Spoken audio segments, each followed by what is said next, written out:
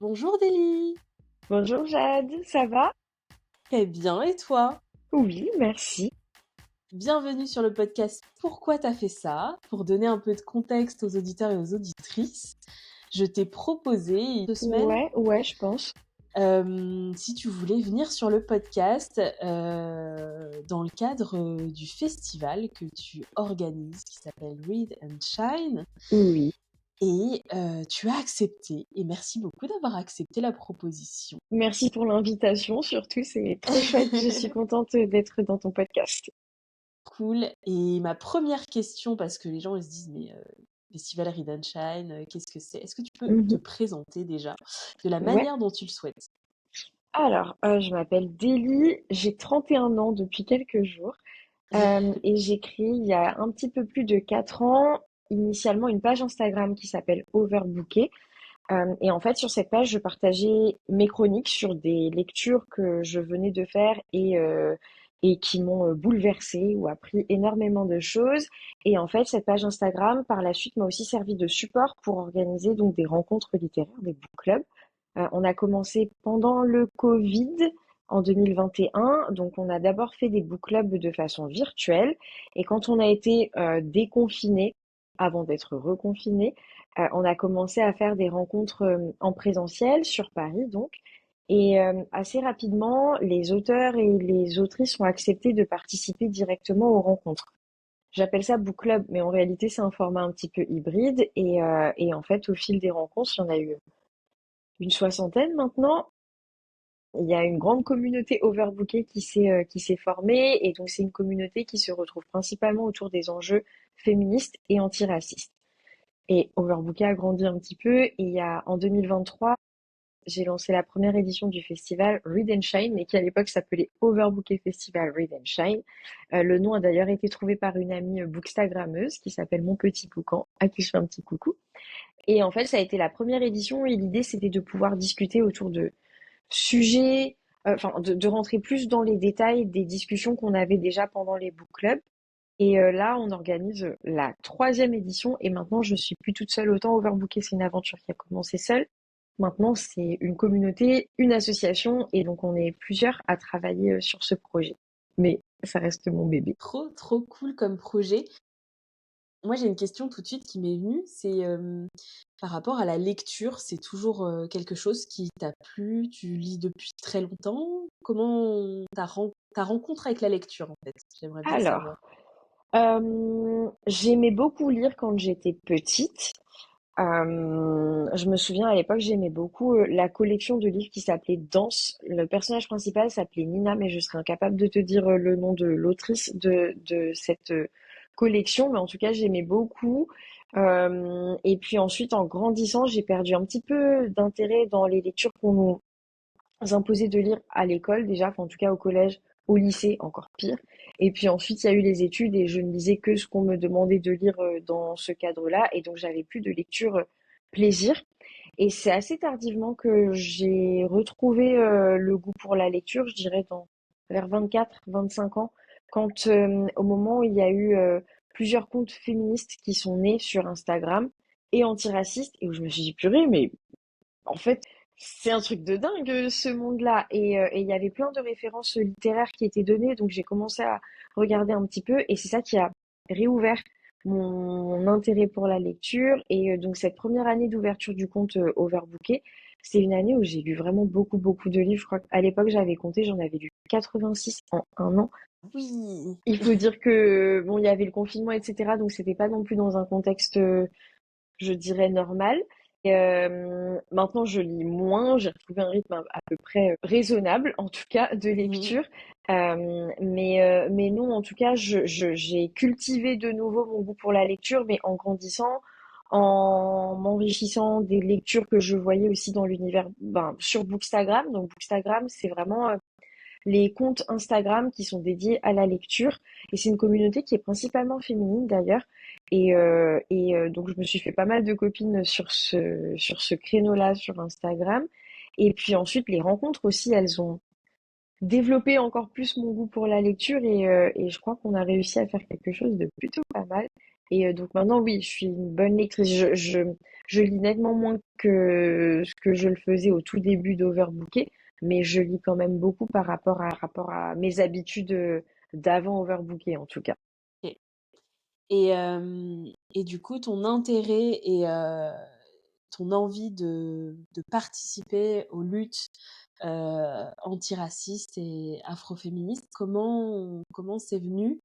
Est-ce que c'était avec justement la lecture et la lecture de certains ouvrages ou tu étais déjà sensibilisée par ton entourage, par ta famille? Est-ce que tu peux nous expliquer un peu ça? Pour les enjeux féministes, je dirais qu'il y a encore énormément de choses qui m'ont échappé pendant très longtemps, tandis que pour les enjeux antiracistes, j'étais davantage sensibilisée à ça, même si j'ai grandi en province dans une ville où il y avait vraiment très peu de mixité. En tout cas, quand j'étais petite, c'est plus le cas maintenant. Mais j'ai grandi dans un des plus grands ports négriers de France. Et donc, on parlait quand même à l'école, et ça, je crois pas que ce soit le cas dans toute la France, de navires qui avaient quitté ma ville pour partir aux Antilles. Et je voyais déjà que moi, j'en faisais pas la même analyse que mes camarades qui étaient blancs et qui n'étaient pas concernés, enfin, qui ne se sentaient pas concernés Mmh. par l'histoire de l'esclavage. Euh, les outils antiracistes étaient peut-être plus à portée de main que les outils féministes, mais je n'avais pas nécessairement un entourage qui disposait de ces outils-là. Les outils, je les ai développés par les lectures et ensuite par les discussions avec tout le monde que j'ai rencontré via Overbooker et d'autres initiatives cousine connexe qui ressemble en tout cas à ce que je fais avec Overbooker. L'idée d'Overbooker, elle est née parce que j'avais envie de lire et principalement sur ces thématiques-là qui me semblaient hyper urgentes, mais autour de moi, il n'y avait pas forcément, oui, ce même intérêt avec ce même entrain. Donc, je suis allée chercher mes ressources dans les livres. Et avec les livres, je me suis dit, purée, mais j'apprends trop de choses et il faut que j'en parle avec des gens. Et du coup, c'est comme ça que le club de lecture est né. Mais je suis pas arrivée avec Overbooké en me disant là, on va parler d'antiracisme ou Mmh. de féminisme parce que je maîtrisais même pas encore tous les outils. Et même encore aujourd'hui, je pense que j'ai encore des lacunes et je travaille là-dessus. Mais l'idée, c'était de pouvoir discuter avec les autres de tout ce qu'on apprenait, de pouvoir confronter nos expériences aussi dans un espace qui soit relativement safe, même en ne disposant pas de d'autant d'outils que ce que j'ai à disposition aujourd'hui. J'avais quand même conscience qu'il y avait certains sujets qui étaient hyper difficiles à aborder, principalement dans un environnement blanc. Et moi, j'ai grandi dans un environnement blanc. Et donc, l'idée, c'était aussi de pouvoir parler avec des gens qui me ressemblent parce que ça allait être plus facile de débriefer, de s'organiser, Mmh. et donc c'est comme ça, enfin, comment dire, tout s'est affiné au fur et à mesure, mais l'idée de base, moi, je voulais apprendre et je continue d'apprendre, mais maintenant, il y a aussi l'idée d'essayer de diffuser ce que moi, ce que les autres, on apprend, en fait. Mmh. OK, OK. OK, je vois le cheminement. Du coup, ce que je comprends, c'est que l'aventure Overbookée, t'a aidé à grandir sur ces sujets au final. T'a Exactement. Ouais. accompagné, sur ça. Trop bien. Exactement. Et j'ai encore une petite hésitation parfois dans la manière de présenter Overbooké parce que moi, je suis pas une penseuse. J'accueille des penseurs et des penseuses sur ces enjeux-là et j'étaye ma pensée par rapport à tout ça, mais moi, je ne produis pas une réflexion antiraciste et ou féministe. Donc l'idée, c'est vraiment qu'Overbooké soit comme un canal, un média Mmh. en fait qui permet de donner un petit peu plus de visibilité. Enfin, en tout cas, c'est des sujets qui ont plus de visibilité aujourd'hui et donc Overbooké est un canal parmi d'autres pour essayer de mettre la lumière aussi sur ces questions-là et surtout sur les auteurs et les autrices qui produisent une pensée sur ces créneaux-là et qui ont moins de visibilité que d'autres auteurs et autrices. Pour, peut-être, donner, un éclairage aussi, d'un point de vue, d'une personne, qui a participé à du coup, j'ai participé à l'atelier, avec Fania Noël. Oui, oui, au mois de mai. Ouais, exactement et en fait, moi, c'est vraiment très récent, que je lis et que je j'investigue, ces sujets, et ça vient avec tout un questionnement identitaire et cetera parce que j'ai été beaucoup dans un milieu, quasiment que blanc et du coup, ces questions-là ne venaient pas forcément et en fait, j'ai demandé à Apolline du média La Piscine, Oui, oui, oui, oui, qui est trop cool. de me dire: «Mais quelle communauté?» En plus, je suis à Paris et tout machin et tout de suite, elle m'a dit, «Non mais faut que tu ailles voir, Overbooké, faut que tu ailles voir Oh, Daily et tout». elle est trop mignonne. Et aussi, j'ai participé, à un atelier avec Yambi, Les Assaisonnés. Oui, ouais, ouais, Ouais, ouais. donc elle m'avait fait ces 2 recommandations, j'ai suivi direct. Moi, je suis dans l'action, direct, je me suis inscrite et c'était Yanbi est vraiment trop ça ce qu'il cool me aussi. fallait et du coup, quand tu parles de tu vois, tu dis: «Oui, je suis pas une penseuse, mais du coup, je rassemble les gens» et en fait, je trouve ça ultra important parce que sans ce genre d'espace, que tu crées, que Yanbi crée et cetera, en fait, moi, j'étais un peu seule face à: «Oui, OK, je veux explorer des choses, mais je sais pas par quoi commencer». Il y a énormément de littérature sur ces sujets, et puis aussi, il y a ce truc, bah, j'ai besoin au-delà de lire, d'avoir ces échanges-là pour mieux comprendre certaines choses parce Ouais, que la lecture, c'est pas forcément enfin, ça dépend de certaines lectures, mais tout n'est pas forcément accessible, heu, oui. comme ça, quand on lit, tout seul et quand on n'a pas, plein de codes Et et même du coup, avant ça, tout le monde n'a pas forcément de facilité à lire aussi. oui. Oui, c'est clair que je lis pas énormément, et du coup, le fait d'avoir, ces lieux de rencontre et ces échanges, ben, ça vient me pousser dans la lecture de certains ouvrages et aussi de venir cheminer. Parce Ouais, qu'une fois qu'on a lu, que ça soit pas juste, bah, j'ai lu et puis après j'ai oublié oui, ou en fait, j'ai pas tellement il y a des trucs que j'ai pas saisis et du coup, le fait d'avoir, les autrices qui en parlent, et les personnes, qui échangent dessus, ça vient réveiller, plein de liens et plein de exactement. liens et ça me permet d'intégrer des choses. Ouais. Ben, je Donc trouve aussi que précieux. c'est- pas les efforts, mais ouais, les apprentissages sont renforcés et décuplés en fait quand on peut en discuter directement avec les gens parce que il y a aussi les émotions. Tout ne passe pas forcément par euh, l'argumentation, la théorie, etc. Enfin, Mmh. des fois, c'est bien aussi de pouvoir entendre un propos avec un petit peu d'émotion, une confrontation de points de vue, parce qu'il y a aussi des divergences de vues dans les communautés racisées. Ouais, non, moi je trouve que c'est hyper précieux en fait ce genre d'espace. Et à titre personnel, en fait, je crois que Kay a guéri des choses en moi. Je crois que j'ai créé l'espace que j'aurais aimé avoir quand j'étais plus jeune. Et du coup, c'est cool de voir qu'aujourd'hui, bah, il y a autant de gens qui sont venus. Maintenant, il y a aussi plus d'initiatives. Alors, il y a toujours eu des initiatives, mais elles Mmh. étaient plus confidentielles parce que les réseaux prenaient pas autant d'ampleur. Les réseaux sociaux aident beaucoup aussi à la diffusion de nos initiatives. Maintenant que je suis une bonne trentenaire, j'aime bien dire qu'il y a des petites jeunes qui créent aussi des book clubs, des espaces de rencontres afroféministes, etc. Et c'est hyper précieux Mmh. et c'est beau de voir ça en fait. Et aussi, comme ça laisse aussi plus de choix pour les gens parce que chez les personnes racisées, déjà, il y a différentes communautés, même au sein des communautés, en fait, qu'est-ce que c'est la communauté noire? Enfin, on a tous et toutes des identités, des Mmh. cultures, des pays d'origine qui sont différents, avec des vécus qui sont différents, etc.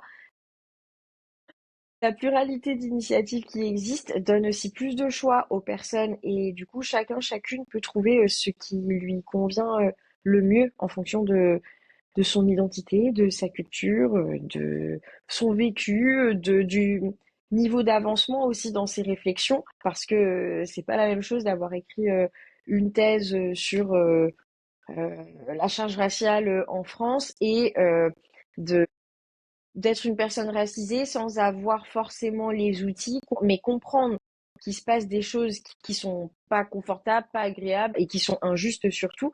mais de pas savoir comment les formuler. Mmh, oui. C'est bien aussi qu'il y ait tout plein d'initiatives différentes. Mmh. Il faut qu'il y ait une pluralité, mais qu'on reste aussi soudés dans nos initiatives, parce que à l'inverse, euh, ça peut être problématique. Enfin, il peut y avoir des problématiques qui naissent aussi de cette trop grande pluralité. Tu veux dire qu'il peut y avoir une espèce de concurrence?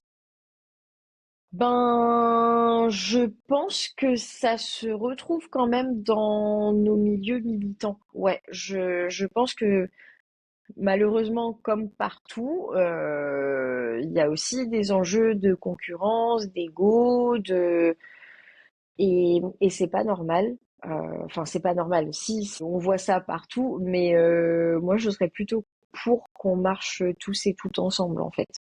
Oui, c'est dommage, quoi. C'est Ouais, dommage. ouais. Ouais, je comprends.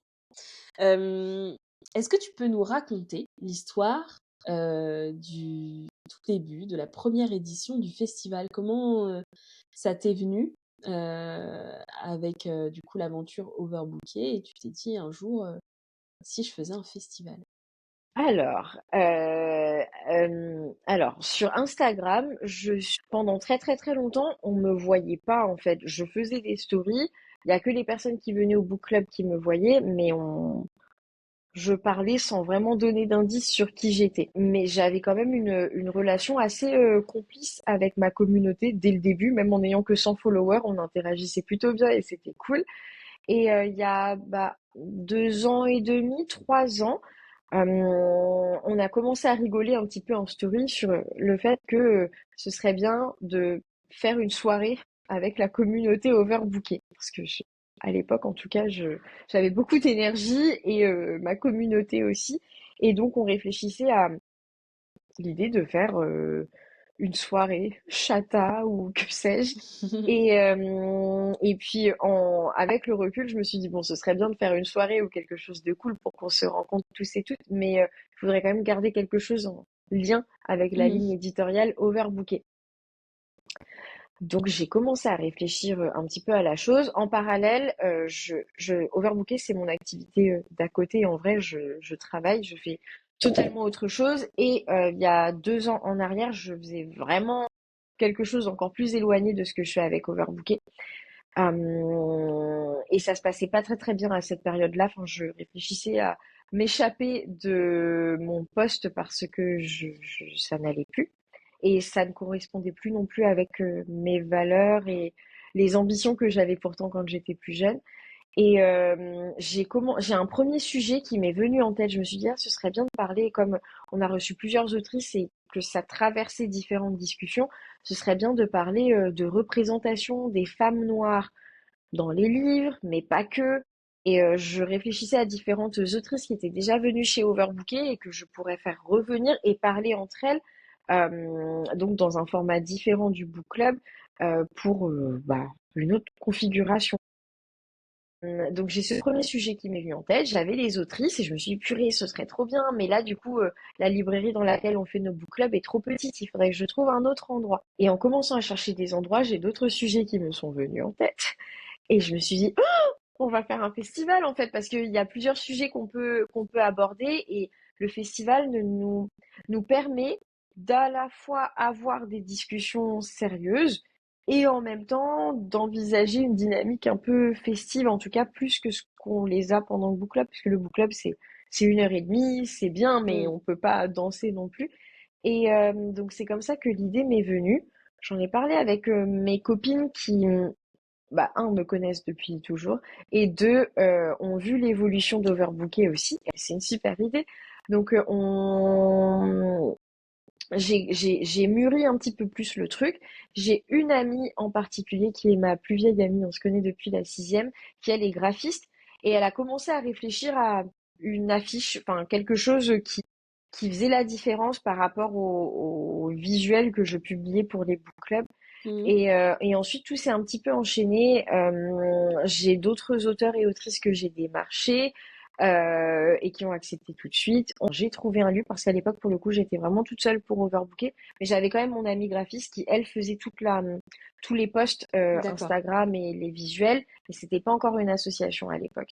Et donc, c'est comme ça que la première édition est née, mais sans structure juridique, sans financement non plus. Donc Mmh. les auteurs et autrices qui sont venus à titre gracieux. La première édition a plutôt bien marché. La billetterie, elle est partie en 5 jours. Enfin, c'était un truc de dingue. Oui, Et autant, je sais que la communauté Overbookée a toujours été investie, mais dans le cadre de Book Club où il y a une oui. vingtaine de places qui partent et c'est facile. Et en plus, Ouais, donc c'était un peu l'inconnu, quoi, totalement, là, je sur me suis cette dit, dimension d'événement.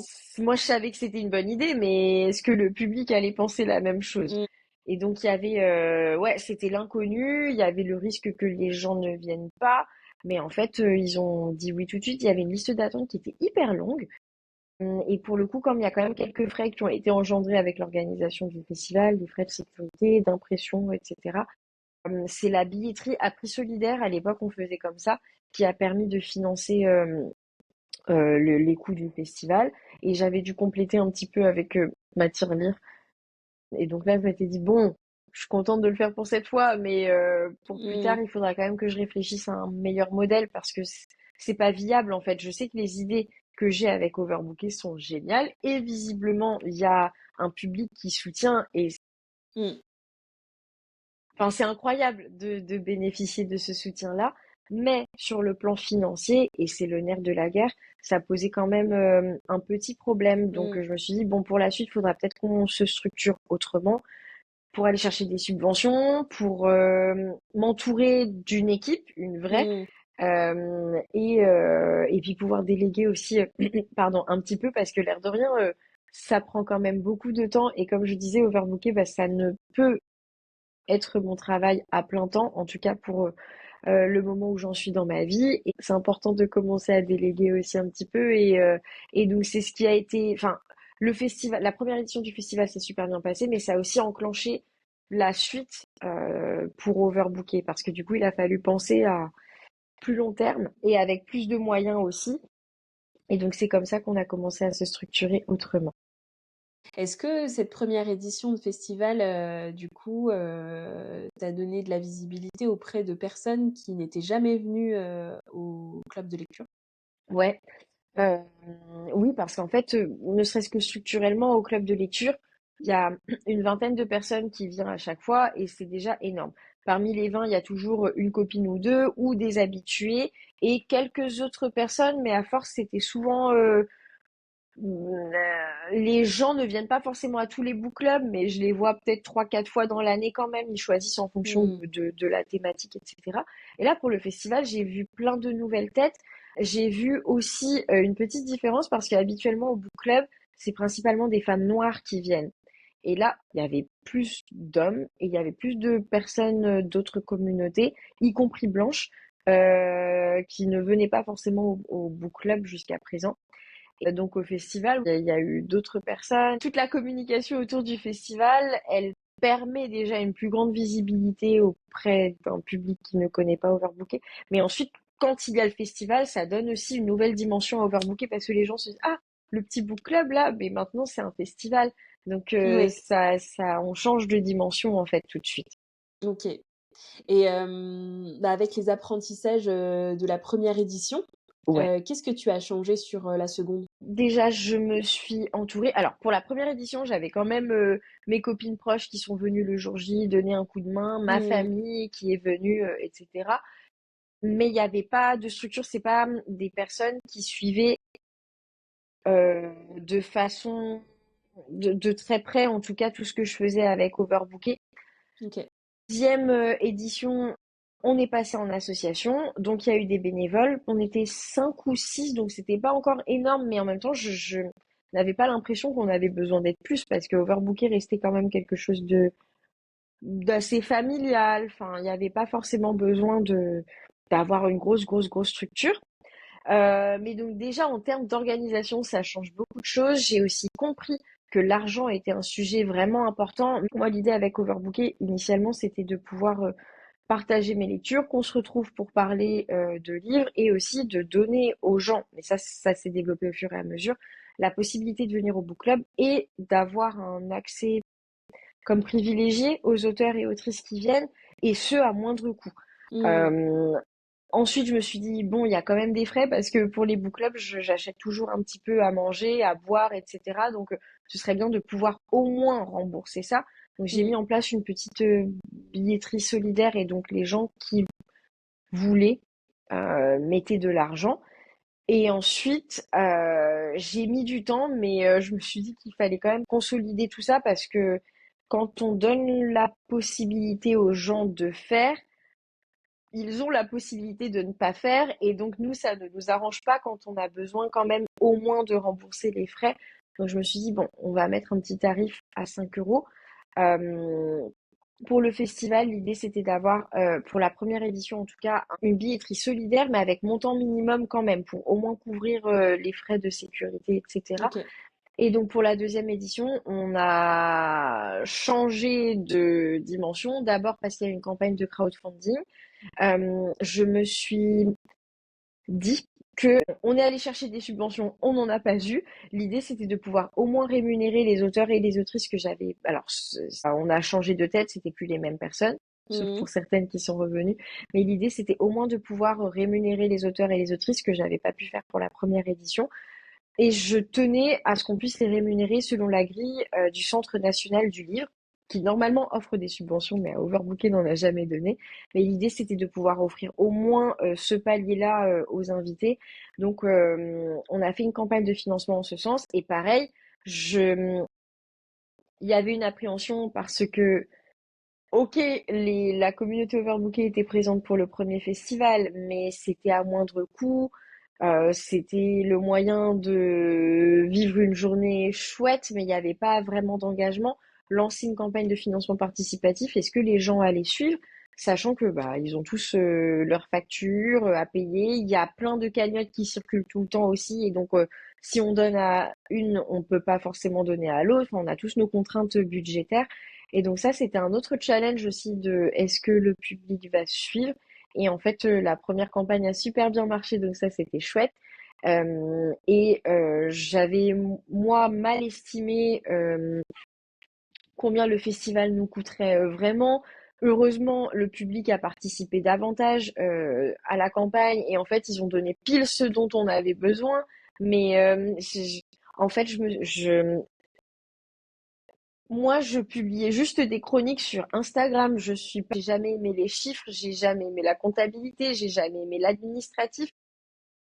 Il y a toujours de la frustration parce qu'on se dit toujours merde, j'avais pas anticipé ça, etc. Mais en même temps, on ne peut pas le savoir avant de s'être Mais c'est confronté ça. à tout ça. Donc du coup, ouais, j'ai appris beaucoup de choses.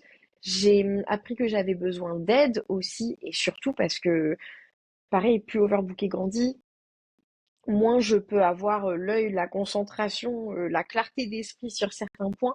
Donc l'idée c'est de s'entourer bien. C'est aussi compliqué de gérer une équipe parce que même si j'apprends à déléguer, etc., il y a certaines choses que je ne peux pas déléguer parce que je reste celle qui a pensé overbooker et Mmh. qui continue de le penser au fur et à mesure. Et donc, quand il faut parler d'une maison d'édition ou quoi, bah, moi, tout me vient dans la tête, ce qui vient pas forcément avec autant de rapidité pour certaines des filles qui travaillent avec moi et qui sont hyper fortes dans tout plein de trucs et elles m'aident sur énormément de choses. Mais il y a encore des sujets sur lesquels je dois rester alerte. Et je dois activer mes réseaux aussi parce que pour le coup, Overbooker, c'est un réseau qui s'est Mmh. constitué en enfin bientôt 5 ans maintenant. Mais donc ouais, j'apprends à gérer une équipe, j'apprends la comptabilité, j'apprends ce que c'est qu'un risque fiscal, je connaissais pas. Et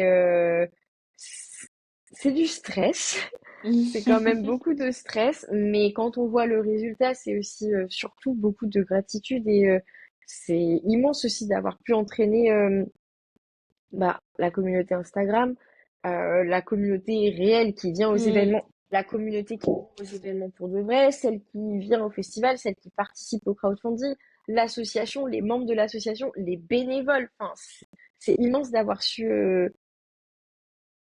faire rentrer dans mon Ouais. délire des Fédérer tout ce personnes. monde-là, en fait. Ouais, enfin, Ouais. moi vraiment overbooké, j'étais dans ma chambre toute seule en PLS et c'était pour répondre à ma propre si j'avais besoin de lire et d'apprendre et de me réconforter aussi. Et je savais pas que ça allait vraiment me réconforter parce que il y allait avoir une communauté aussi solide et des gens trop chouettes. Il y en a plein qui sont devenus des vrais amis pour le coup et c'est trop beau. Et puis des gens qui se disent waouh, j'ai envie de t'aider à travailler sur ton projet. Enfin, et pour que ça devienne notre projet, c'est ouf.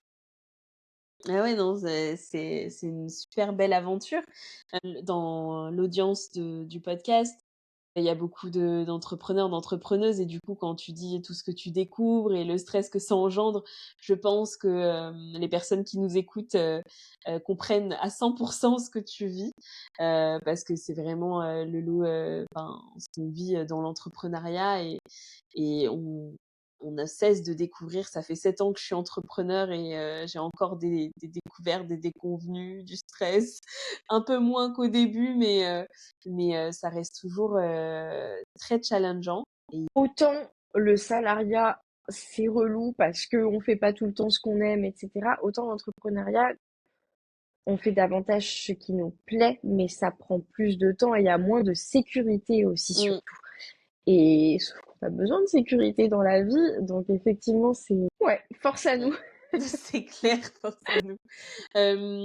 Tu évoquais, les subventions et cetera, ça faisait écho à un échange, auquel j'ai assisté dans une conférence, où il y avait, du coup, de grosses subventions qui étaient données, pour un festival de musique classique, et cetera, Ouais, avec, plein de partenariats, plein de moyens, et du coup, il comparait ça avec, ben, le peu qui est donné, sur, de la musique urbaine, par exemple, pour ce genre de festival au sein de la ville, surtout. Enfin, il parlait de Paris, hein, oui, quand même, une ville, culturelle, forte. ouais. Hem, Toi, du coup, comment tu vis justement, le fait que tu fasses des demandes, que tu aies pas forcément des réponses?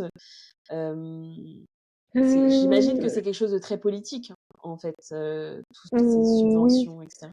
d'abord parce que on se situe dans le secteur culturel et que le secteur culturel est un secteur qui est fragile par excellence. C'est le premier Mmh. qui saute quand il y a des restrictions budgétaires ou au hasard une ministre qui s'en tape totalement de la culture. Euh, donc il y a ça, mais il y a aussi la ligne dans laquelle Overbooké s'inscrit, qui est plutôt une ligne féministe antiraciste, portée par des personnes minorisées et qui s'adresse à tout le monde, mais qui attire principalement un public minorisé aussi. Alors la première année, ça a été dur à accepter parce que j'avais fait vraiment beaucoup de dossiers.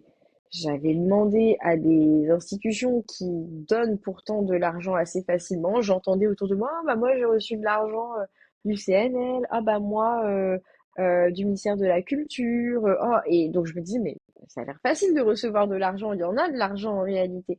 Et en fait, il y a eu beaucoup de refus ou pire de non-réponse, en tout cas de silence, alors même que le règlement à chaque fois des appels à projets disait que on avait le droit à une réponse et qu'on en recevrait nécessairement après, peut-être, je sais pas, un délai de 1 mois, 2 mois après la commission au plus tard. Et moi, il y a eu des silences en fait. Mmh. Et donc la première année, ça a été difficile parce que pour le coup, le projet associatif répondait d'abord aux besoins de financement. Et donc là, je me suis dit, mais c'est une association maintenant et en fait, on n'a plus d'argent. Et puis, je sais qu'il y a d'autres manifestations littéraires, ou pas forcément littéraires, mais proches de, de ce que je fais avec Overbooké, qui, elles, bénéficiaient enfin, de subventions ou de mécénat ou de rentrée d'argent en tout cas, mais quand elles étaient portées par des personnes blanches. Et donc ça a été aussi, on le sait, mais ça fait quand même mal quand, enfin, je sais pas, le projet Overbooké est trop bien, et il y a plein d'autres projets qui sont géniaux. Mais là, le dossier était vraiment carré, on montrait qu'il y avait de la demande, etc. Donc je me dis, Mmh. mais c'est vraiment injuste. Donc la première année, ça a été difficile, d'autant qu'il fallait trouver donc quelque chose pour pallier ce manque de subvention, parce qu'il y avait quand même des frais. Je m'étais engagée auprès des auteurs, vous inquiétez pas, cette année, je vous paye. Donc là, ça a été Mmh. un petit peu compliqué, mais on a fait le crowdfunding qui s'est super bien passé. Et c'est en fait, autant au début, je culpabilisais un petit peu de reporter cette charge financière sur le public parce que c'était pas vraiment ce à quoi je m'étais engagée au départ avec Overbooké, de faire payer les gens. Et en même temps, un, ça donne de la force à Overbooké. Deux, ça nous donne aussi une plus grande liberté. L'argent des gens overbookés n'est pas l'argent du ministère de la Culture ou de la région Île-de-France qui ensuite va nous imposer de signer une charte de la laïcité, mais avec une interprétation de la laïcité qui est pas du tout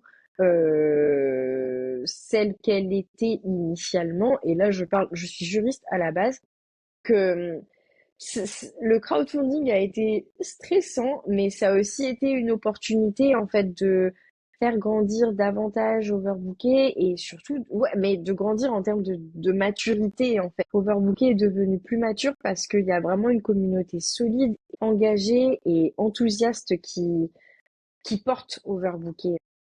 Mmh.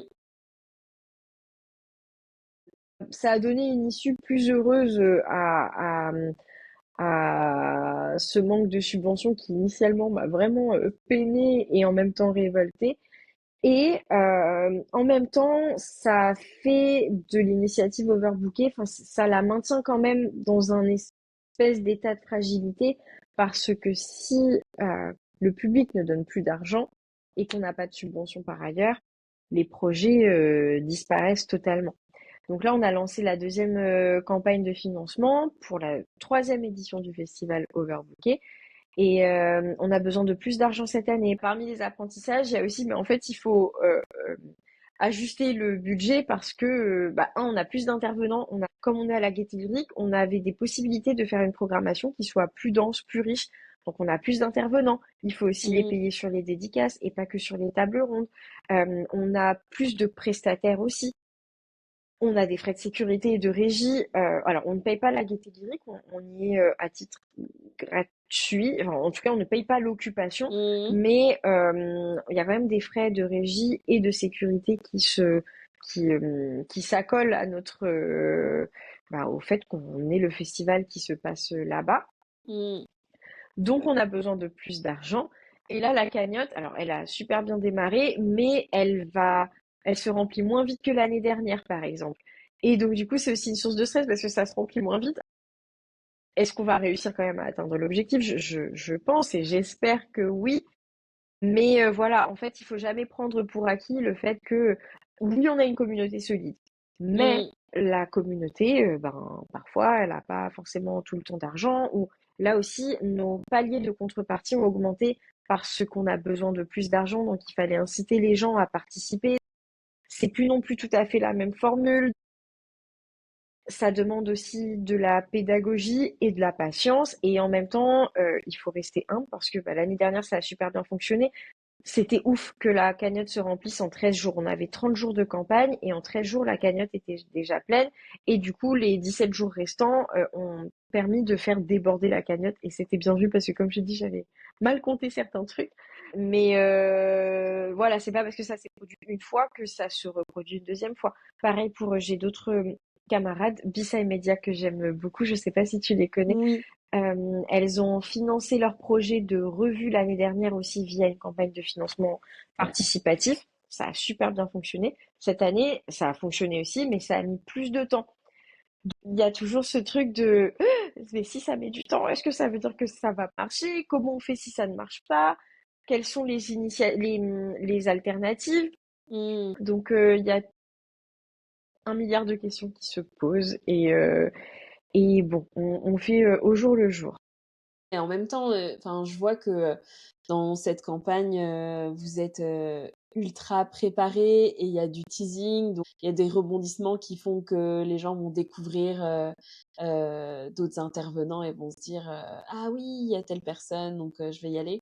Et ce que je voulais dire par rapport aussi à ce que tu viens de nous partager, c'est que le fait de faire une campagne participative, je trouve que ça crée un lien, c'est-à-dire que c'est aussi l'événement des gens qui ont participé. Oui. Donc ça engage énormément. Et en tout cas, pour moi, comme je l'ai pris, parce que du coup, j'ai participé Oui, à la merci beaucoup. campagne Et et t'as tout. bien, bien, bien participé.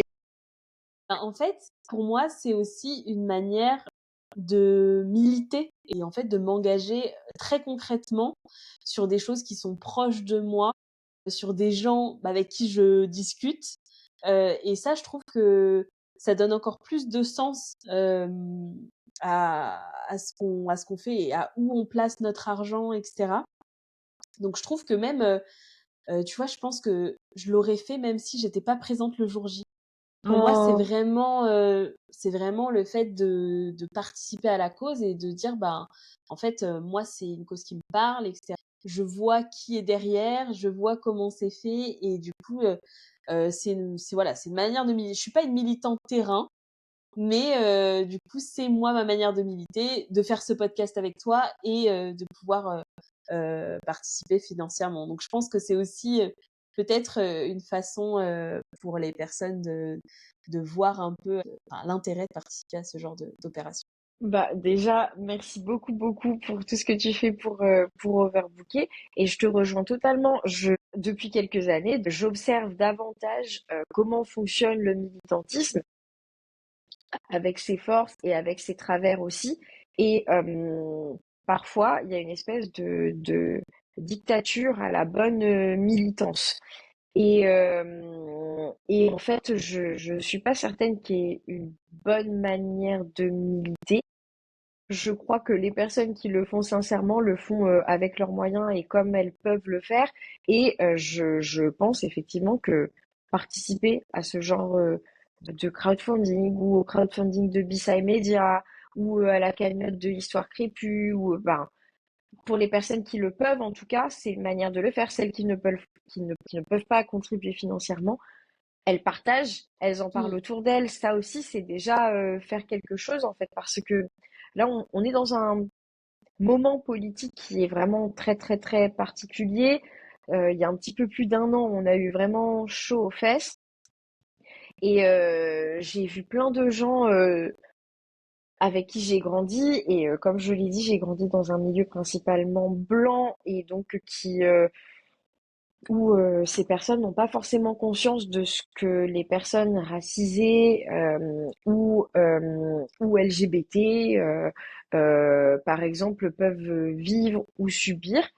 Et tout était comme elle tombait des nues de voir que l'extrême droite arrivait aussi loin dans les urnes. Et donc il y a eu un espèce de sursaut, mais qui n'était pas accompagné de d'alphabétisation des enjeux antiracistes, de comment est-ce qu'on est arrivé là. Bah, il y a un contexte historique, colonial, esclavagiste, qui a produit tout ce système-là qui est funeste en plus, parce que pour le coup, ça peut mener mm, qu'à la mort enfin, et à la violence et à encore plus d'injustice. Et donc, je sais que l'année dernière, ça a été une période, bah, pour beaucoup de personnes, mais moi, j'ai vécu vraiment comme je me sentais dédoublée sur les réseaux sociaux, en tout cas, mais aussi dans mon entourage, parce que bah, sur Overbooké, j'ai des discussions avec des gens qui pensent peut-être pas tout comme moi, mais en tout cas, on se mm, retrouve quand même dans la majorité de nos idées. Et à l'inverse, sur mon compte Instagram perso, qui est le compte Instagram avec bah, les gens avec qui j'ai grandi, avec une partie de ma famille, moi je suis métisse en plus, donc j'ai une partie de ma famille qui est blanche, j'avais comme le besoin de faire de la pédagogie passive-agressive, ce qui est pas forcément bien, sur mon compte perso pour dire aux gens, voilà ce que nous on vit en tant que personnes racisées en France, voilà ce qui se produit avec l'extrême droite au pouvoir, etc. Et j'essayais de faire des liens avec mon histoire familiale. Je suis en partie d'origine espagnole et j'ai du côté de la famille de mon père, bah, ma famille a fui Franco et notamment, enfin, mon arrière-grand-père a été fait prisonnier politique parce qu'il était totalement, non seulement contre Franco, mais en plus c'était un anarcho-syndicaliste et toute enfin, cette partie de l'histoire familiale est marquée par ben, l'émigration forcée vers la France Mmh. avec le camp de concentration à Argelès-sur-Mer, enfin, et c'est des choses, alors enfin, qui peuvent faire écho avec ce qui se passe aujourd'hui de différentes manières dans un autre contexte. Je pense que dans l'urgence, Ouais, de la situation, en fait, tu ressentais le besoin de venir, un peu éveiller les consciences et peut-être, pas de manière, aussi douce que tu le fais d'habitude, mais du coup exactement. un peu plus Exactement, parce qu'en plus, ben, mais je pense à plusieurs personnes de ma famille, par exemple, qui voient ce que je fais avec Overbooké par ailleurs, mais bah, oui, elle fait son truc, mais ils se rendent pas compte mmh, de l'importance que c'est. Et là, par exemple, c'est aussi un moment où j'ai vu aussi qui donnait de la force à Overbooké ou à d'autres initiatives. Enfin, c'est bien beau de dire oui, on est contre Le Pen, etc. Mais qu'est-ce que tu fais concrètement pour faire partir les Le Pen, en fait? Et pas que mmh. dégager cette idéologie qui est même plus que aux mains, enfin, qui n'est même plus le monopole de l'extrême droite. C'est des pensées qui sont diffusées très, très largement dans la société. Donc, moi, je pense qu'il y a tout plein de moyens de faire et il faut faire avec ce l'on peut et ce que l'on a envie de faire, mais il y a assez de possibilités, en fait, pour faire dans tous les cas. Ne pas faire aujourd'hui, ça veut dire des choses. Il y a plein d'options, Oui, et quelle que soit la situation, il y a moyen de contribuer carrément, carrément. Hem, donc là, la troisième édition arrive et vous êtes à la Gaîté Lyrique. Alors moi, je oui. suis très curieuse de savoir, mais comment vous avez fait? Eh ben, écoute, pour cette troisième édition, j'avais en tête de faire un truc beaucoup plus grand que, alors, les années précédentes, c'était déjà immense, hein, et je m'attendais pas à ce qu'on puisse faire ça. Mais là, je m'étais dit, c'est la troisième, faut marquer le coup. Alors, je sais pas si ça joue, peut-être. Je suis de signe astrologique Lion, et je voulais Moi vraiment. aussi! Oui, c'est quand toi déjà? C'est bientôt, mais 18 août. 18, noté. Moi, c'était bah, le 24 juillet. Je suis une Lion de juillet. Mais tu sais, ce truc de, il faut que ce soit iconique. Je Et comprends. donc là, j'avais dit ça aux bénévoles en mode, bon, tenez-le vous pour dit, mais voilà la liste de critères que j'aimerais et aussi parce que ça coïncidait avec le fait que cette année j'ai intégré un incubateur avec Overbooké et j'ai plein de projets différents. Je considère Overbooké comme une constellation d'activités en fait, qui ont toutes à peu près la même DA, mais il y a des services et des services différents qui sont rendus. L'incubateur m'a permis de penser les choses un petit peu différemment et j'avais fait une liste de critères de tout ce que je voulais. Je voulais qu'il y ait plus de stands, je voulais qu'il y ait des ateliers, je voulais qu'on puisse s'adresser aux enfants cette année, alors que les deux premières éditions, c'était principalement, bon, féminin, ça change pas, mais c'était aussi des femmes entre 20 et 30 ans qui venaient. Là, je m'étais dit, ce serait bien qu'on puisse viser les familles, les enfants. D'ailleurs, j'espère que tu pourras venir avec ta famille. Mmh. Et donc, j'avais une liste. On a commencé à voir quelles étaient les salles qui pouvaient nous accueillir, de préférence gratuitement parce que on n'avait pas d'argent. Mmh. Et donc, on en a démarché plein. Et puis, il y avait toujours un truc. Alors même que pour le coup, cette année, pour la recherche de salles, on s'y est pris très très tôt, genre dès février, on a commencé à chercher. Mmh. Et il y a déjà plein de salles qui nous disaient, ah bah c'est génial comme projet, mais en septembre, on est déjà occupé. On pourrait vous accueillir, mais peut-être en octobre ou novembre. Mais moi, j'ai non, le festival Overbooké, ça se fait en septembre. Et en plus, il y a une espèce de petite coïncidence avec la rentrée littéraire aussi. Mmh. Et puis, on les a fait en septembre jusqu'à présent. Donc, je voudrais que ça continue. Et en fait, on est allé de déconvenu en déconvenu. Soit la date ne collait pas, soit on nous demandait 10 000 euros, soit, enfin, il y avait, c'était pas possible d'accueillir des stands. Enfin, il y avait toujours quelque chose qui n'allait pas. Et je savais exactement ce que je voulais. On a galéré, galéré, galéré. Il y a un moment où la seule salle qui était OK pour nous prendre, elle avait un nom qui était très très problématique. Je vais pas la name drop, mais c'est un nom où les noirs ne peuvent pas aller en fait. Et puis en termes de date, ça collait pas. Et puis même, on n'aurait pas pu aller à cet endroit. Et en fait, entre-temps, j'ai une de mes intervenantes pour une des tables rondes qui prenait régulièrement des nouvelles pour savoir comment, parce qu'on s'entend bien par ailleurs, pour savoir comment les préparatifs avançaient. Et puis elle me dit, écoute, si jamais tu cherches encore, j'ai parlé de toi à la Gaieté Lyrique et si ça t'intéresse, je peux vous mettre en relation. Je dis, bah, oui, mais à l'époque, il y avait, je sais plus, non, je crois que les mineurs isolés venaient tout juste d'être évacués. On avait vu passer, enfin, des communiqués qui disaient que ils réfléchissaient à la manière de revenir, mais qu'ils savaient qu'ils allaient revenir. Enfin, c'était assez nébuleux quand même à l'époque. Et donc, on a un point téléphonique avec une des programmatrices de la Gaieté Lyrique qui s'appelle Madeleine et qui est un amour. Enfin, toute l'équipe est trop chouette, mais Madeleine particulièrement.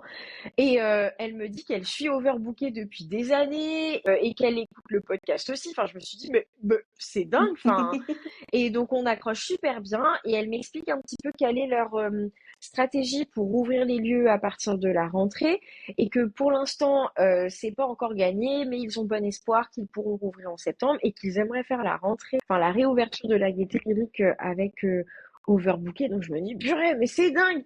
Donc elle me propose déjà, elle me dit que on pourrait éventuellement avoir le premier étage et le rez-de-chaussée, mais qu'il faudrait que je visite, etc.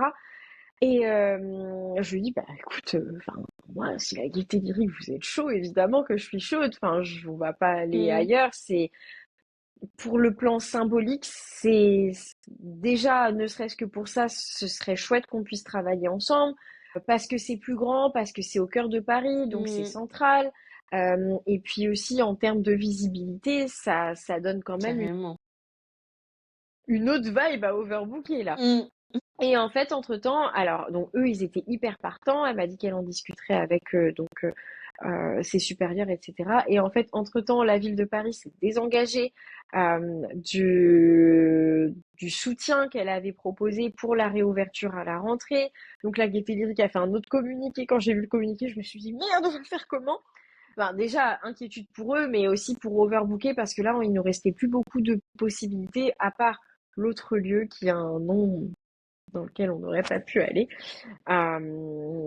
Et donc, il y a eu des petits moments de stress et de latence et d'aller-retour. Et finalement, je pense que c'est à partir de la fin mai, je crois, qu'on a eu l'appel de la Gaieté Lyrique qui nous disait, ça y est, c'est confirmé. On a trouvé notre modèle financier pour rouvrir à la rentrée. Donc, voilà ce qu'on vous propose. Et donc, du coup, c'est comme ça que ça s'est fait. Et j'ai pu aller visiter, je crois, d'abord toute seule la Gaieté Lyrique au mois de mai, je pense, hein. Mmh. Ouais, ça devait être à la fin du mois de mai. Et ensuite, on y est retourné avec plusieurs filles de l'équipe. Et on fait des réunions régulièrement avec les filles et avec l'équipe de la Gaieté Lyrique aussi pour voir comment coordonner tout ça. Parce que là, pour le coup, on, on gagne en capacité d'accueil de gens, mais on gagne aussi en complexité parce qu'il y a Beh oui. différents lieux qui sont exploitables en même temps, mais qui ne peuvent pas proposer les mêmes activités. Donc, il a Mmh. fallu trouver la bonne chorégraphie, aussi une chorégraphie qui soit compréhensible via la campagne de financement participatif. Et là, ça a été chaud. Vraiment, on s'est vraiment creusé la tête parce que c'était horrible. On a fait une réunion qui a duré peut-être 3 heures avec une partie des filles qui s'occupent plus de l'administratif et de la comptabilité. Et je l'avoue, on s'est aidé aussi un petit peu de ChatGPT parce qu'on n'arrivait pas à trouver la bonne combinaison, donner la bonne quantité de places par rapport aux différents paliers de Mmh. participation Mmh. pour qu'on arrive à en vendre suffisamment pour remplir la cagnotte, mais en même temps, il fallait laisser des places disponibles via la billetterie de la Gaieté Lyrique. Enfin, ça a été un truc, Mmh. et pour le coup, on n'est pas mateuse, donc ça a été un petit peu compliqué, mais là, je crois qu'on s'y retrouve à peu près. Mmh. Et du coup, c'est comme ça qu'on se retrouve à la Gaîté Lyrique et je suis trop heureuse. Enfin, j'aurais pas pu rêver mieux en fait pour cette troisième édition. Trop Et bien. autant j'avais dit que je voulais que ce soit iconique, autant je m'attendais pas à ce que ça se fasse à la Gaîté Ah Lyrique. Mais là, là, sur tous ça a les plans, accompagné ton envie là. totalement, totalement. Et en même temps, c'est du stress aussi parce que du Mmh. coup, c'est plus grand, donc les enjeux sont plus importants. Et c'est du stress, mais c'est aussi beaucoup de gratitude en fait. Trop bien. Est-ce que tu peux nous parler de cette troisième édition du coup, et si par hasard, tu peux glisser quelque chose d'un peu exclusif, on veut bien. Je crois que je peux. Alors cette troisième édition, on garde à peu près les mêmes ingrédients de base, c'est-à-dire que l'idée, c'est de pouvoir rencontrer les auteurs, enfin, les acteurs et les actrices du livre au sens large. Il y aura des auteurs, des autrices, des éditeurs, éditrices, des libraires, des lecteurs et lectrices. Donc, on garde la formule avec les tables rondes, mais il n'y aura pas que des tables rondes. Et ça, c'est peut-être, alors c'est indiqué sur l'affiche, mais je ne crois pas que les gens comprennent ce que ça implique. Il va y avoir aussi des conversations. Et l'idée de la conversation, c'est qu'elle se fasse déjà à l'espace forum du festival, donc en accès libre. Et l'idée, c'est aussi que c'est comme des petits ateliers. En fait, l'idée, c'est que les gens puissent parler directement avec nos intervenants. Je ne dis pas qui c'est, mais c'est des gens que vous aimerez beaucoup. Je peux peut-être vous donner les thèmes. Est-ce que je fais ça? Oui, je peux donner les thèmes. Après, on verra peut-être pour le temps de la publication, mais en matière de thème, il y aura un atelier conversation autour de l'amour féministe et antiraciste et un autre atelier conversation autour du Paris noir, Paris décolonial. Et Mmh. à chaque fois, il y aura deux intervenants et intervenantes sur ces ateliers. Et il y aura aussi des ateliers d'écriture, un pour les jeunes, bon, une autre exclue, un moment de lecture pour les enfants aussi, avec une autrice qu'on aime beaucoup chez Overbooké, des Trop stands, plein bien. de stands, et un DJ set avec une DJ vraiment incroyable. Non, ça va être trop bien. Donc rendez-vous à la Gaîté Lyrique le 13 septembre. Yes, et du coup, pour participer, à la campagne, je mettrai le lien, en Ouais. description. Est-ce que tu veux en dire un mot sur cette participation? Ben oui, avec plaisir. L'idée, on a évidemment mis différents paliers de participation. L'idée, c'est que les gens puissent contribuer à hauteur de leurs moyens. Qu'ils puissent aussi contribuer plusieurs fois si ils et elles le veulent et le peuvent.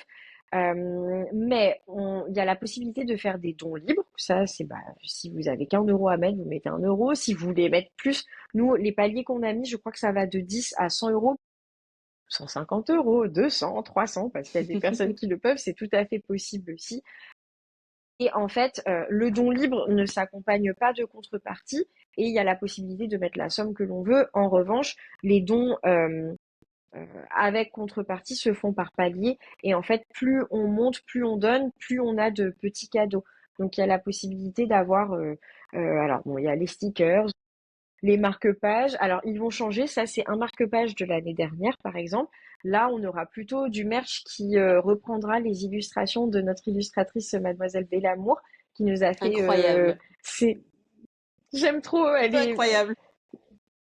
voilà, ça va aussi avec le iconique. Elle est sublime. Et donc là, l'idée, c'est d'avoir du merch qui reprend ces illustrations. Mmh. Il va y avoir aussi des livres dédicacés par les auteurs et autrices du festival, des tote bags, des affiches, un abonnement au book club et plein de trucs trop cool. Donc, vous pouvez contribuer à hauteur de vos moyens. C'est super, hein, les personnes qui peuvent mettre beaucoup d'argent. Et d'ailleurs, on compte sur ces personnes-là pour pouvoir financer le festival. En fait, c'est le modèle un peu de la sécurité sociale. Les personnes qui peuvent contribuer le plus parce qu'elles ont plus de moyens. Enfin, un système ouais, de solidarité. Les personnes qui peuvent le plus contribuent le plus et celles qui peuvent moins, et ben, mettent moins ou ne mettent pas, mais peuvent partager. En fait, tout compte. Chaque geste compte. Et là, pour le coup, il n'y a pas de petits dons. Bah, 5 euros plus 5 euros plus 5 euros, ça fait des grosses sommes à l'arrivée. Et donc, on a besoin de ça absolument pour financer le festival tel qu'on l'avait imaginé pour pouvoir rémunérer nos prestataires, nos auteurs-autrices, payer nos petites factures aussi, parce que pareil, là, il y a du merch. Payer du merch, ça a un coût. L'illustratrice, on la rémunère aussi. Donc, on a besoin en fait de rémunérer et on a porté aussi une attention particulière à des prestataires qui soient principalement des prestataires doués, mais Mmh. racisés aussi. Et donc, le festival, enfin, la campagne sert à ça. Et c'est pas pour me rémunérer moi ou pour rémunérer les filles de l'association. On se rémunère pas. C'est une association. C'est vraiment pour rémunérer nos prestataires, nos guests, payer un sandwich aux guests le jour du festival. Il y a plusieurs personnes qui sont invitées au festival, parmi les auteurs et autrices, qui n'habitent pas à Paris, donc il faut aussi les loger. Donc on essaie Mmh. de se débrouiller comme ça. Il faut acheter du matériel aussi pour le jour J. Donc on a fait notre petit tableau budgétaire et en fait ça fait partie du challenge aussi, c'est que quand on organise, on a plein d'idées, etc. Mais en fait, il y a des lignes budgétaires qui s'ajoutent, Mmh. des lignes comptables, et ça serre un peu le cœur quand on voit que tout s'ajoute, mais c'est aussi normal. Le stress, on l'a parce que Mmh. c'est de l'argent que l'on n'a pas pour l'instant, en fait. Et il va falloir qu'on l'ait d'une manière ou d'une autre. On invite, les auditeurs, les auditrices qui nous écoutent, et à qui, ce sujet, cet événement, cette initiative parle, du coup de venir, contribuer et puis qu'on puisse, se rencontrer aussi, avec, l'équipe d'Overbooké, avec, les intervenants et cetera le jour J. Ouais, Toute la communauté d'Overbooké, dont j'ai pu voir une petite partie et qui oui, a l'air très, très cool. franchement, ouais. Franchement, je- oui, j'ai même pas d'autres mots. Et autant sur Instagram que dans la vraie vie. Mmh. Sur Instagram, c'est arrivé deux, trois fois quand même qu'il y ait des messages qui soient pas très agréables et encore plus ces derniers temps. Mais globalement, je sais pas, cette communauté est trop chouette. Enfin, je me sens vraiment chanceuse d'avoir des gens aussi bienveillants, intelligents, cool, Mmh. sympas et qui supportent Overbooké en fait. Trop bien. On arrive à la fin de l'interview. Est-ce qu'il y a quelque chose que tu voudrais ajouter qu'on n'a pas pu aborder? Je crois qu'on a à peu près tout passé en revue. Non, si ce n'est, on a un site internet. Ça, c'est peut-être l'info de la semaine. On a un site internet qui a été fait par mon amie dont j'ai parlé tout à l'heure, Anaïs Maxin, elle fait toute la direction artistique pour le festival. Le site internet est trop beau, il est vraiment incroyable. Donc, allez-y. On a essayé de concentrer toutes les informations qui concernent le festival. D'abord parce que tout le monde n'est pas forcément sur Instagram. En fait, moi, j'ai une Mmh. communication qui est d'abord sur Instagram, mais en fait, il y a des gens qui viennent au book club et qui n'y sont pas. Donc, il faut quand même qu'ils aient un moyen de trouver les informations. Et surtout, on a essayé de les synthétiser sur le site internet parce que des fois, aller chercher les posts, c'est Mmh. un peu compliqué. Et là, surtout, j'ai un tableau de posts, 50 posts à faire là pour le festival. Alors, on en a peut-être fait 10, il en reste 40. Et donc, les informations se noient au fur et à mesure. Donc, Mmh. allez sur le site internet si vous avez des questions. On a essayé de tout synthétiser aussi sur le Hello Asso. Il y a des tableaux qui expliquent et qui récapitulent aussi ce que les droits couvrent chaque don. Vous pouvez aller chercher les informations sur le site internet et sur le Hello Asso. Et comme je l'ai dit, tous les partages, toutes les contributions comptent. Il n'y a vraiment pas à se prendre la tête sur ah mais 1 euro c'est pas suffisant. Non, c'est énorme. Donc là, il nous reste, je crois qu'on doit être à 23-24% de la cagnotte. Si on pouvait déjà se stabiliser à 25 d'ici ce week-end et 30 d'ici la semaine prochaine, ce serait vraiment, vraiment chouette. Yes, on va chauffer tout le monde, à Oui, bien participer. Je trop mets bien. tous les liens, en description. Top. Merci Hem beaucoup. et on arrive aux 2 dernières questions, rituels du podcast, une Mhm. qui te correspond parfaitement, Ouais. puisque ce sont quelles ressources tu recommandes à ma communauté du coup, et je me dis que tu peux nous faire une petite reco littéraire d'été. Ouais, carrément. Alors. J'ai un petit peu moins lu cette année, mais il y a trois livres que j'ai vraiment beaucoup aimé dernièrement. Il y a À la découverte du Paris Noir de Kevin Donna, qui est dans mes coups de cœur. Euh, pour les personnes qui habitent en Île-de-France, en tout cas, vous avez la possibilité de faire ces balades, mais le livre donne, je trouve qu'on se balade tout autant en le lisant que en le suivant dans les rues de Paris. Je vous recommanderais aussi Le ciel est mon drapeau de Vidya Naren, qui est un livre que j'ai beaucoup aimé. Elle est franco-vietnamienne et elle parle de son rapport à son identité, à son mélange de culture et de ce que ça implique dans la France d'aujourd'hui d'être une personne racisée, descendante de personnes colonisées au Vietnam. Et en plus, l'histoire du Vietnam, elle est très particulière. Donc, j'ai vraiment beaucoup aimé ses réflexions. Et elle a une écriture qui est très poétique. C'est pas de la poésie, mais elle a une écriture qui est vraiment très poétique. Et j'ai aimé un autre livre dernièrement qui s'appelle Palestine pour un féminisme de libération de Nada Elia. Je crois qu'on le voit là. C'est le livre Oui, qui est on vert le et voit rouge. juste là. Et je trouve qu'elle pose des questions fondamentales et des bases fondamentales pour aborder la question de la Palestine, de Gaza, qui est une question urgente et qui n'est pas qu'une question humanitaire, et même pas du tout, c'est une question politique. Et elle nous donne beaucoup d'outils féministes décoloniaux pour pas nous inviter, nous presser à reconsidérer notre manière de penser la question de la Palestine. Ok. Et il y a d'autres littératures hein, sur ce sujet, mais là, je l'ai lu dernièrement et ça se lit vite et je recommande. Merci beaucoup. Et la toute dernière question, c'est qui tu verrais à ta place sur le podcast? Ben, je crois que ce serait bien que tu rencontres mes copines de Bissai Media. Bon, elles sont deux, mais à voir qui est disponible ou si tu Mm. peux les avoir toutes les deux. Mais ce sont les cofondatrices donc de Bissai Media et de la revue Phase B. Elles font un travail immense de pédagogie, mais surtout de récolte des récits des personnes racisées en France. Et c'est Mm. très précieux. Overbooker, le challenge, c'était le festival. Leur challenge, c'est leur revue qu'elles ont lancée l'année dernière en coédition avec une maison d'édition qui s'appelle Face Cachée, que j'aime beaucoup chez Overbooker. Et là, elles ont leur deuxième numéro de revue qui sort en novembre. On a des parcours qui se suivent et se croisent aussi parce que et qui se ressemblent. Elles ont financé ce projet avec une campagne de financement participatif aussi, et donc avec tous les challenges et toutes les opportunités aussi que ça implique. Et elles sont vraiment chouettes aussi comme filles. Et elles m'ont Trop beaucoup bien. aidée dans ma manière de penser overbooké, de penser les luttes antiracistes aussi. Et puis c'est des amis aussi, donc voilà. Cool. Ben merci. J'irai du coup les inviter de ta part. Trop Trop bien. bien, trop bien. Eh ben, merci beaucoup pour cette conversation. C'était trop chouette. Tu nous as parlé de plein de choses. On a pu découvrir un peu les coulisses d'Overbooker, les coulisses du Ouais, festival. Donc, merci beaucoup. Et puis, merci à toi. on se retrouve au festival, hein. On donne rendez-vous à tout le monde au festival, du Le coup, 13 en septembre septembre. à la Gaîté Septembre. Lyrique. Ouais, et c'est ouvert à tout le monde et aux familles, venez avec vos enfants, vos petits frères, vos petites sœurs. C'est Yes, ouvert je à tout le viendrai monde. avec les miens. Trop bien.